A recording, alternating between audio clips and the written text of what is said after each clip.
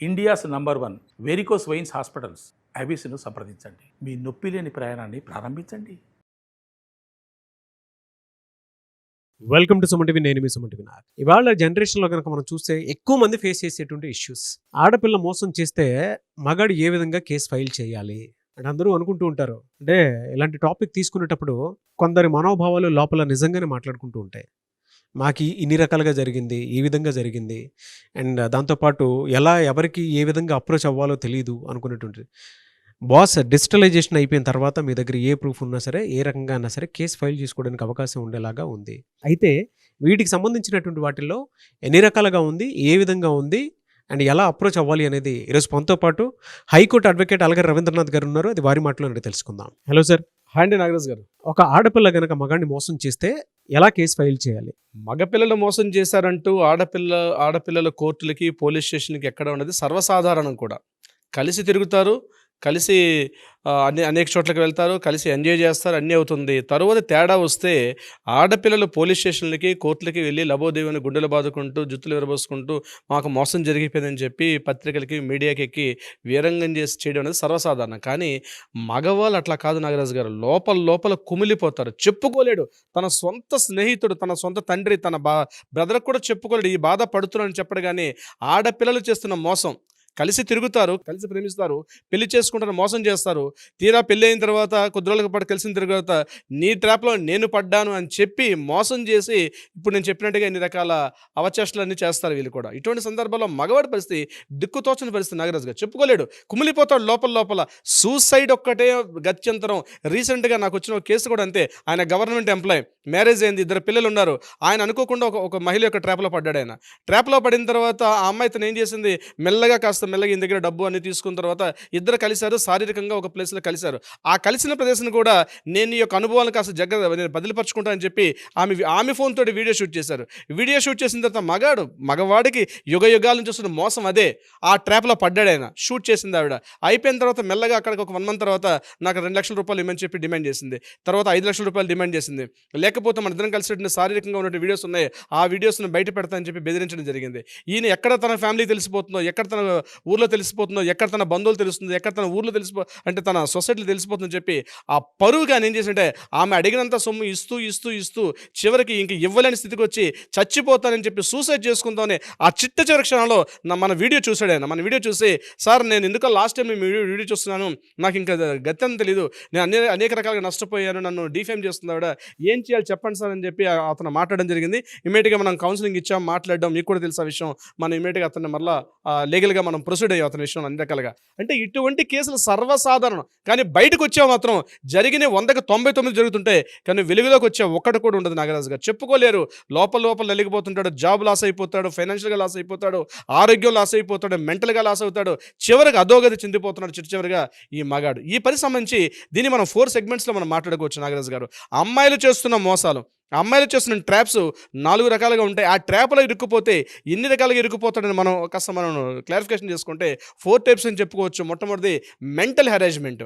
Mental harassment అంటే పరిచయాలు కాలేజీలో కావచ్చు, క్లాస్ రూమ్లో కావచ్చు, ట్యూషన్ సెంటర్లో కావచ్చు, ఇంకపోతే ఇప్పుడు వచ్చిన సోషల్ మీడియా వేదిక ఇన్స్టాలో కావచ్చు, ఇతరత్ర ఈ మాధ్యమాల ద్వారా ఒక దగ్గరగా అవుతారు. అయితే ఎప్పుడైతే కాస్త ఏదో ఆఫీసులో కావచ్చు, ఎక్కడైతే కాస్త చనువుగా మాట పెరిగి కాస్త క్లోజ్గా ఉన్నటువంటి డైలాగ్ డెలివరీస్ ఏమైనా మాట్లాడుకుంటే ఇమీడియట్గా వాటన్నిటినీ కూడా తన ఎవిడెన్స్గా గ్యాదర్ చేసుకొని ఎమోషనల్ బ్లాక్మెయిల్ చేయడం మొదలు పెడతారు. ఫస్ట్ స్టెప్లో ఎమోషనల్ బ్లాక్మెయిల్ ఉంటుంది. అంటే నువ్వు నన్ను పెళ్లి చేసుకుంటావా, చేసుకోవా, నన్ను పెళ్లి చేసుకోకపోతే నేను సూసైడ్ చేసుకొని చచ్చిపోతాను, లేకపోతే నువ్వు నన్ను శారీరకంగా వాడుకున్నావు, నా దగ్గర నుంచి అన్ని రకాలు చేసావు, లేకపోతే మీ బాస్కి చెప్తాను, మీ హెచ్ఆర్కి చెప్తాను, లేకపోతే మీ పేరెంట్స్కి చెప్తాను అని బెదిరించడం. కాస్త అమాయకుడిగా కనిపించాడంటే అతని మీద బెదిరింపు చర్యలు రావడం, అతను కాస్త తెలివి మీరేటంటే అతన్ని డిఫేమ్ చేయడం అనమాట. అతను సొసైటీలో డిఫేమ్ చేయడం 2 రకాలుగా ఉంటారు. ఒకటి, అమాయకంగా కనిపిస్తే అతన్ని ఏం చేస్తారు, బెదిరిస్తారు. అతను కాస్త తెలివిగా ఉన్నాడు అనుకోండి, అతన్ని డిఫేమ్ చేయడం ట్రై చేస్తారు. 2 రకాలుగా అతన్ని ఎమోషనల్గా బ్లాక్మెయిల్ చేస్తారు. ఆ ఎవిడెన్స్ అన్ని భద్రపరచుకుంటారు. సో ఈ వీడియోతో నేను చెప్పేది ఏంటంటే, మీరు ఒక అమ్మాయి లవ్లో ఉన్నా, ఒక అమ్మాయి యొక్క ట్రాప్ అనే లవ్లో ఉంటే, నేను లవ్ అను ట్రాప్ అంటాను ఎక్కువగా, మోస్ట్ ఆఫ్ 90%, 10% ఉండొచ్చేమో జెన్యూ ఉంటుంది, పక్కన పెడదాం. ఏమో లవ్ అనే ఒక ట్రాప్లో ఉంటే మీరు గుర్తుపెట్టుకోండి, ఏ క్షణం ఏమైనా జరగవచ్చు. మీరు ఆ ఎవిడెన్స్ అన్నవి మీ మధ్య వాట్సాప్ చాట్ కావచ్చు, ఇన్స్టా చాట్స్ కావచ్చు, ఇతరత్ర ఏది ఎలక్ట్రానిక్ ఉంటాయో మీరు కూడా సేఫ్టీ మెజర్స్లో పెట్టుకోండి. బ్లైండ్గా గుడ్డెదు చేల్లో దూకేటట్టుగా ఆమె యొక్క వ్యామోహంలో పడిపోయి, ఆమె లాంటి అపురూప సౌందర్య రాశి, ఆమె అంత అద్భుతమైనటువంటి గుణగుణాలు ఇంకెవరికి భూమండలం లేదన్నటువంటి ఒక ట్రాప్లో మాత్రం పడొద్దు. ఏ రోజు ఏదినా జరగవచ్చు. ఈరోజు మహిళలకే హక్కులు, మహిళలకే చట్టాలన్నీ సపోర్ట్గా ఉన్నాయి కాబట్టి మీరు ఇటువంటి ట్రాప్లో గురైనట్లయితే రేపు మీరు మాట్లాడుకోవడానికి మీకంటూ ఒక వాయిస్ ఉండాలి. కాబట్టి కొన్ని ఎవిడెన్సెస్ అనేవి గ్యాదర్ చేసుకోవడం, సేఫ్టీ జోన్లో పెట్టుకోవడం, ఒక పెన్ డ్రైవ్లోనో ఇతరత్ర పెట్టుకోవడం చాలా మంచిది. ఈవెన్ దో మీ భార్య అయినా సరే. ఎందుకంటే ఏ భార్య ఎప్పుడు అది గులాబీ పువ్వు ఎప్పుడు పోయి అది గులాబీ కత్తి అవుతుందో తెలియదు. కాబట్టి అలర్ట్గా ఉండడం మాత్రం మంచిది. మీ జాగ్రత్తలో మీరు ఉండడం మంచిది. ప్రొటెక్షన్ చాలా ఇంపార్టెంట్. అది ఒకప్పుడు యుద్ధాలకు వెళ్ళేటప్పుడు కవచాలు ధరించుకుని వెళ్ళేవారు. ఇప్పుడు అట్లా కాదు. ఇప్పుడు మన కంటికి కనిపించిన కవచం పెట్టినా మన ప్రొటెక్షన్లో మనం ఉండాలి. వాళ్ళు చేస్తున్నటువంటి చార్ట్స్ అవన్నీ కూడా మనం సేఫ్టీగా పెట్టుకోవడం అనేది చాలా చాలా ఇంపార్టెంట్. ఇది ఫస్ట్ ఎమోషనల్ బ్లాక్మెయిల్ చేస్తే. Number 2, physical harassment. Physical harassment అంటే ఇది బయటికి మగాడు చెప్పుకోలేని పరిస్థితి. ముఖ్యంగా భార్య బాధితులైన మగాళ్ళ పరిస్థితి. ఇంటి బయటకు వస్తే మాత్రం నీట్గా సూటు బూట్ వేసుకొని తిరుగుతుంటాడు ఆఫీస్లో, మాత్రం ఇంటికి వెళ్తే మాత్రం కుక్క కన్నా హీనంగా ఉంటుంది ఆయన పరిస్థితి. డబ్బులు ఇన్ టైంలో ఇవ్వకపోయినా, వేరే అమ్మాయితో మాట్లాడుతున్నా, ఈవెన్ ఆఫీస్ కలీగ్స్తో మాట్లాడుతున్నా ఫిజికల్ హ్యాండ్లింగ్ చేస్తారంటే కొంతమంది భార్యలు. నేను చెప్తున్నాను, ఇది నగ్న సత్యం. ఈ వీడియో చూసిన చాలా మందికి అనుభవం ఉంటుంది. ఫిజికల్ హ్యాండ్లింగ్ చేస్తుంటే భార్యలు చాలా మంది ఉన్నారు. మా దగ్గరకు వచ్చిన కేసులే చెప్తారు.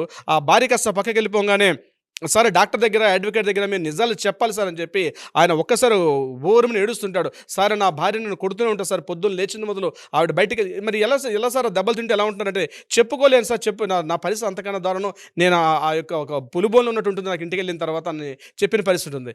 ఇది లవర్స్ పరిస్థితి ఇంకో రకంగా ఉంటుంది. ఆమె ఏం చేస్తుంది, ఫిజికల్గా దగ్గర అవుతారు నాగరాజు గారు. మ్యూచువల్ కన్సల్ట్తో కూడా కలిసి ఎంజాయ్ చేస్తారు, శారీరకంగా దగ్గర అవుతారు, ఎంజాయ్ చేస్తారు. కానీ తర్వాత ఏం చేస్తారంటే, కేవలం నువ్వు నన్ను ట్రాప్ చేస్తావు, నన్ను పెళ్లి చేసుకుంటాను, మోసం చేస్తేనే నేను నిన్ను దగ్గర అయ్యాను అని చెప్పి మరలా పోలీస్ స్టేషన్కి, కోర్టుకి ఎక్కుతారు. రీసెంట్గా హైకోర్టు కూడా విషయంలో జడ్జిమెంట్ కూడా ఇచ్చింది. ఏంటంటే ఇద్దరు శారీరకంగా దగ్గర అయ్యే సందర్భాల్లో కూడా ఒకరికొకరు మ్యూచువల్ కన్సల్ట్ ఇంట్రెస్ట్ అయ్యి తీసుకొని తర్వాత లివ్ ఇన్ రిలేషన్ తర్వాత నన్ను కేవలం పెళ్లి చేసుకుంటాను మోసం చేసి లివ్ ఇన్ రిలేషన్లో దించాడు, ఆ ఉద్దేశంతో నన్ను శారీరకంగా నన్ను ఆక్యుపై చేశాడు కాబట్టి ఇతని మీద కేసు పెట్టండి, ఇతని మీద 376 రేప్ కేసు పెట్టండి అంటే సుప్రీంకోర్టు కరాఖండిగా చెప్పింది. మీరు కలిసి లివ్ ఇన్ రిలేషన్షిప్లో ఉండేట ఇప్పుడు ఇద్దరికి అంగీకారంతో మీరు శారీరకంగా దగ్గరయ్యారు కాబట్టి 376 ఎట్లా అప్లికబుల్ అవుతుందని చెప్పి రీసెంట్గా ఒక కేసులో కూడా సుప్రీంకోర్టు జడ్జిమెంట్ ఇచ్చారు. సో శారీరకంగా హెరాస్మెంట్ చేసినప్పుడు కూడా మిమ్మల్ని భయపెడుతూ ఉంటే, అంటే ఆ యొక్క వీడియోస్ కానీ ఆ క్లిప్పింగ్స్ అని చూపిస్తే మిమ్మల్ని భయపెడితే మీకు చట్టం ఎప్పుడు మీ పక్కనే ఉంటుంది, గుర్తుపెట్టుకోవాల్సిన అవసరం కూడా. దానికి ఎలాంటి ఎవిడెన్సెస్ కావాలి? రీసెంట్గా మధ్యప్రదేశ్ భోపాల్లో కేసు జరిగింది. మనం ఎప్పుడు వినేది ఏంటంటే, అబ్బాయి నన్ను పెళ్లి చేసుకుంటాను మోసం చేశాడని చెప్పి అమ్మాయిల కేసు ఎక్కడ తెలుసు. కానీ భోపాల్లో రీసెంట్గా ఒక కేసు నమోదైంది. ఆ అమ్మాయి నన్ను మోసం చేసింది, ఆ అమ్మాయి నన్ను పెళ్లి చేసుకుంటానని నన్ను శారీరకంగా వాడుకొని నా యొక్క ఫినాన్షియల్ స్టేటస్ మొత్తం ఆమె తెలుసుకొని నన్ను మోసం చేసి నన్ను బయటకు నెట్టేసిందని చెప్పి ఒక అబ్బాయి భోపాల్లో కేసు కూడా నమోదైంది రీసెంట్గా. అంటే అట్లాంటి నేను చెప్తున్నానండి, అంటే ఎప్పుడు అమ్మాయి కేసు పెట్టడం కాదు, మీరు కానీ మీ మానసిక మనోభావాలు శారీరకంగా ఇబ్బంది పెడితే మీరు అమ్మాయి మీద కూడా కేసు పెట్టచ్చు. Under the section 417, 420 cheating case పెట్టే అవకాశం కూడా ఉంటుంది. 417 కానీ 420 కూడా. మీరు కూడా బాధితులైతే పోలీస్ స్టేషన్లో మీరు కంప్లైంట్ తీసుకుంటారా? మీరు కాస్త హాస్యాస్పదంగా ఉండొచ్చు కానీ నాకు ట్రూ. కొన్ని సందర్భాల్లో అమ్మాయిలు మోసం చేస్తే కూడా ఇమీడియట్గా మీరు అక్కడికి వెళ్ళి శారీరకంగా చూపించుకోవాల్సి వస్తుంది. మూడోది ఫినాన్షియల్ హెరాస్మెంట్. నాగరాజు గారు, ఫినాన్షియల్ హెరాస్మెంట్ మరి దారుణంగా ఉంటుందండి. ఎలా అంటే వాళ్ళకి ఏ చిన్న అవసరాలైనా, మూతికి రాసుకున్నటువంటి లిప్స్టిక్తో మొదలైతే రాత్రి పడుకోవడానికి వేసుకున్న నైటీ వరకు ఈ పగలు ఎన్ని రకాలు ఉంటాయో, బట్టలు, లిప్స్టిక్స్, గార్మెంట్స్, కాస్మెటిక్స్, ఇతరత్ర వాళ్ళకి కావాల్సిన ప్రతిదీ కూడా, ప్రతి విషయాన్ని కూడా ఏదో హక్కు ఉన్నట్టుగా వాళ్ళ మీద ఆధారపడిపోయి నాకు కొనిస్తావా కొనేవా.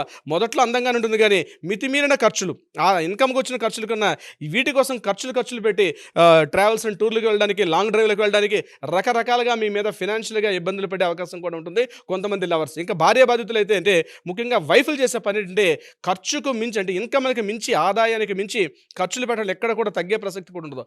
ఆ ఖర్చులన్నీ కూడా మీరే భరించాలి. రీసెంట్గా మనం కూడా కేసు చూసాం. అందులో వాళ్ళు ఏమడిగారంటే, నా మెయింటెనెన్స్ కేసు మీద 6 లక్షల రూపాయలు అడిగింది ఆ మహిళమని. అంటే ఆమె కావాల్సినటువంటి షూస్, చెప్పులు, గార్మెంట్స్, కాస్మెటిక్స్ వీటన్నిటి కూడా 6 లక్షల రూపాయలు మెయింటెనెన్స్ అడిగింది. అంటే కోర్టుకి అంటే సిగ్గు లజ్జ ఏమీ లేకుండా, నా మగాడంటే ఏదో ఈమె కోసం పుట్టినట్టు, ఒక ఏటీఎం బ్యాంక్ పుట్టినట్టుగా నా యొక్క మొత్తం ఖర్చును నువ్వే భరించాలని చెప్పి ఒక 6 లక్షల రూపాయలు మెయింటెనెన్స్ అడిగారంటే ఇక కోర్టుకి రాని కేసులు కొన్ని 100 లక్షల్లో ఉంటాయి. మగాడిని పీల్చి పిప్పి చేసినటువంటి ఫినాన్షియల్గా పూర్తిగా అనగదొక్కేస్తారు. ఇక పొద్దున్నే దేనికి పనిచేస్తారంటే ఆవిడ ఖర్చుల కోసం పనిచేసినట్టు భర్తలు ఉన్నారు, ఆవిడ ఖర్చుల కోసం పనిచేసినట్టు లవర్స్ కూడా ఉన్నారు. మీరు ఇటువంటి ఇబ్బందికి గురవుతున్నారు ఫినాన్షియల్గా అంటే ఇది నెక్స్ట్ దారితీయబోతున్నారు అనమాట. ముందుగా ఫైనాన్షియల్ కానీ ఎమోషనల్ దారితీయబోతారు. రేపు పొద్దున మీరు చీటింగ్కి గురి కాబోతున్నారు. నాకు ఇది ఇండికేషన్స్. మీరు ఏ విధంగా అయితే ఖర్చు పెడుతున్నారో ప్రతి దానికి ఒక స్క్రీన్ షాట్ తనకు కూడా పంపించేసి మీ దగ్గర కూడా పెట్టుకోండి, సరిపోతుంది కదా సార్. ఇవన్నీ కూడా ప్రూఫ్స్ పెట్టుకోవడం చాలా చాలా ఇంపార్టెంట్. ఎందుకంటే కోర్టులకు కావాల్సింది ఇన్ని మాట్లాడే అది జరిగింది ఇది జరిగింది కాదు, ఎవిడెన్స్ ఉంది ఇంపార్టెంట్. ఎవిడెన్సెస్ కలెక్ట్ చేసి పెట్టుకోవాలి. 4th point online harassment. Online harassment ఎలా ఉంటుందంటే మెయిల్స్ ద్వారా కావచ్చు, ఇన్స్టా కావచ్చు, ఇటువంటి చేయడం అనేది ఎప్పుడైతే ఆన్లైన్లో హెరాస్మెంట్ జరుగుతుందో డిఫమేషన్ అంటారు సెక్షన్ 498, 500 ప్రకారం మీ చుట్టూ ఉన్నటువంటి వారు సమాజంలో మీకు కానీ కాస్త పరుగు భంగం వాటిల్లే విధంగా మీ ఇంట్లో బయట మీ అపార్ట్మెంట్లో మీ ఫ్లాట్ బయట జరిగిన డిఫమేషన్ సూట్ వేసుకోవచ్చు. మీ అపార్ట్మెంట్లో కాస్త మిమ్మల్ని కాస్త డిగ్రేడ్ చేస్తూ మాట్లాడిన, వల్గర్గా తిట్టిన, అబ్యూజ్ లాంగ్వేజ్తో తిట్టిన డిఫమేషన్ సూట్ అనేది ఇమీడియట్గా వేసుకోవచ్చు. కొంతమంది మరొక స్టెప్ ముందుకు వెళ్తారు. వెళ్ళి ఆఫీసులకు వెళ్ళి ఆ భర్త పనిచేసిన ఆఫీసులోకి వెళ్ళి ఆయనకి షర్ట్ పట్టుకొని చెడమెడని చంపదెబ్బలు కొట్టిన కొంతమంది కూడా నేను చూసాను సందర్భాల్లో. అటువంటి సందర్భాల్లో కూడా డిఫమేషన్ సూట్ వేసుకోవడం మీ పరుగు భంగం వాటిల్లుతుంది. ఆమె మితిమీరి ప్రవర్తిస్తుంది అనుకున్నప్పుడు అలర్ట్గా ఉండండి. ముందే అలర్ట్ అవ్వండి. తర్వాత మీరు పూర్తిగా బావిలో మునిగిపోయిన తర్వాత మీరు అక్కడికి వచ్చి లబోదిబమండం కన్నా ముందే అలర్ట్ అయితే ఇటువంటి ప్రమాద సంకేతాలు ముందే మీకు కనిపిస్తుంటాయి. ఇప్పుడు నేను చెప్పే 4 పాయింట్స్లో ఎక్కడ సంకేతాలు కనిపిస్తే అలర్ట్ అవ్వండి. ఇమీడియట్గా దగ్గరలో ఉన్నటువంటి ఒక అడ్వకేట్ని ఫస్ట్ సంప్రదించండి. ఆయన మీకు పర్ఫెక్ట్గా డ్రాఫ్టింగ్ చేస్తారు. దగ్గరలో ఉన్న పోలీస్ స్టేషన్కి వెళ్ళాలి, ఎలా కంప్లైంట్ చేయాలి, ఏ విషయం కూడా మిమ్మల్ని అలర్ట్ చేసే అవకాశం ఉంటుంది. True sir. అంటే మీరు ఇలా మాట్లాడుతుంటే నాకు ఒకటి గుర్తొస్తుంది. కొంతమంది ఏం చేస్తారంటే ఇన్స్టాగ్రామ్లోను, ఫేస్బుక్లోను, లేదంటే వాట్సాప్ స్టేటస్లోను వీళ్ళ కాంటెక్స్చువల్కి తగ్గట్టుగా అంటే వేరే ఓన్ డిఫేమ్ చేస్తూ కూడా మాట్లాడుతూ ఉంటారు. లేదా వాట్సాప్ స్టేటస్ పెట్టేటప్పుడు కూడా వీళ్ళని ఉద్దేశించే పెట్టి బ్లాక్మెయిల్ చేసేస్తూ ఉంటారు. అంటే వీటికి సంబంధించినటువంటి ప్రూఫ్ మీరు ఏ విధంగా పెట్టుకోవాలి అని అంటే స్క్రీన్ షాట్తో సహా పెట్టి రాతపూర్వకంగా మీరు ఏదైతే అనుకుంటున్నారో మీరు పోలీస్ స్టేషన్కి వెళ్ళిస్తే అట్లీస్ట్ ఎంక్వైరీ స్టార్ట్ అవుతుంది అక్కడ నుంచి. ఎలా అంటే మళ్ళీ వెనక్కి తిరిగి వాళ్ళే ఆలోచిస్తారు అసలు ఏం జరిగింది, నిన్ను ఉద్దేశించే పెట్టిందని నువ్వు ఎందుకు అనుకుంటున్నావు అని చెప్పేసి అడిగితే మీ దగ్గర కొన్ని ప్రూఫ్లు ఉంటాయి కదా, కాంటెక్స్చువల్ ప్రూఫ్లు చాలా ఉంటాయి. కొంతమంది చాలా తేలిగ్గా వీళ్ళని ఉద్దేశించి వాట్సాప్ స్టేటస్ పెట్టి ఇన్స్టాగ్రామ్లో పెట్టుకొని ఫేస్బుక్లో పెట్టుకొని వీళ్ళకి ఏదో బుద్ధి రావాలనుకున్నట్లు, ఎందుకంటే వీళ్ళు హుందాగా దాన్ని ప్రవర్తించుకుంటూ మేము చేసిన తప్పు కాదులే అనుకున్నటువంటి మూఢత్వంలో ఎక్కువ మంది ఉంటూ ఉంటారు. అటువంటి వాళ్ళకి మాత్రం నిజంగా డిఫమేషన్ కేసు వేసుకోవడానికి అవకాశం ఉండేలాంటి అతిపెద్ద వెపన్ అని చెప్పుకోవచ్చు. సో దీనికి ఏ సెక్షన్స్ ఉంటాయి సార్ జనరల్గా? 499, 500 మనకి ఐపీ సెక్షన్స్ ప్రకారం డిఫమేషన్ ఉంటుందండి. బట్ ఎవిడెన్సెస్ ఇప్పుడు మీరు చెప్పినట్టుగా వీటన్నిటి కూడా ప్రాపర్ ఎవిడెన్సెస్ స్క్రీన్ షాట్తో సహా ప్రతిదీ మీరు క్యారీ చేసి దగ్గరలో ఉన్న పోలీస్ స్టేషన్ కంప్లైంట్ చేసి డిఫమేషన్ సూట్ మనం కోర్టులో ఫైల్ చేసుకుంటే మీ లైఫ్ని మీ చేతుల్లో భద్రంగా పెట్టుకునే అవకాశం ఉంటుంది నాగరాజ్ గారు. బట్ చాలా బాగా చెప్పారు సార్. అంటే జనరల్గా ఎవరైనా సరే అంటే 4 టైప్స్లోనే హెరాస్మెంట్ ఎక్కువ మంది జరుగుతుంది. మెంటల్ హెరాస్మెంట్ ఒకటి, అండ్ ఫిజికల్ హెరాస్మెంట్ ఒకటి, ఫినాన్షియల్ హెరాస్మెంట్, ఆన్లైన్ హెరాస్మెంట్, లేదా డిఫేమ్ చేసేటువంటి హెరాస్మెంట్ అనమాట. ఈ 4 ఈ ట్రాపుల్లోనే పడిపోయి జీవితాన్ని నాశనం చేసుకున్నటువంటి వాళ్ళు చాలామంది ఉన్నారు. కాబట్టి మీకోసమే ఇది పర్టికులర్గా చేసినటువంటి వీడియో. ఎనీవేస్ ఇటువంటి వాళ్ళు చాలామంది ఉంటారు. మిమ్మల్ని అప్రోచ్ అవ్వాలంటే ప్రాసెస్ ఏంటి సార్? తప్పనిసరిగా నాగరాజ్ గారు వీడికి సంబంధించి ఏదైనా ఇన్ఫర్మేషన్ సలహా సంప్రదింపులు కావాలంటే కింద స్క్రోల్ అవుతున్న నెంబర్ని కాంటాక్ట్ చేయగలిగితే మన లీగల్ టీం వాళ్ళకి అప్రోచ్ డీటెయిల్స్ అందించే ప్రయత్నం చేస్తారు. అది కాకుండా కోర్టులో ఏదైనా వివాదాలు కూడా ఉంటే కూడా దానికి సంబంధించి కూడా పరిష్కార మార్గం వచ్చే దిశగా ప్రయత్నం చేస్తారు నాగరాజ్ గారు. Anyways thank you so much అలాగే రవీంద్రనాథ్ గారు. Thank you so much Nagaraj గారు.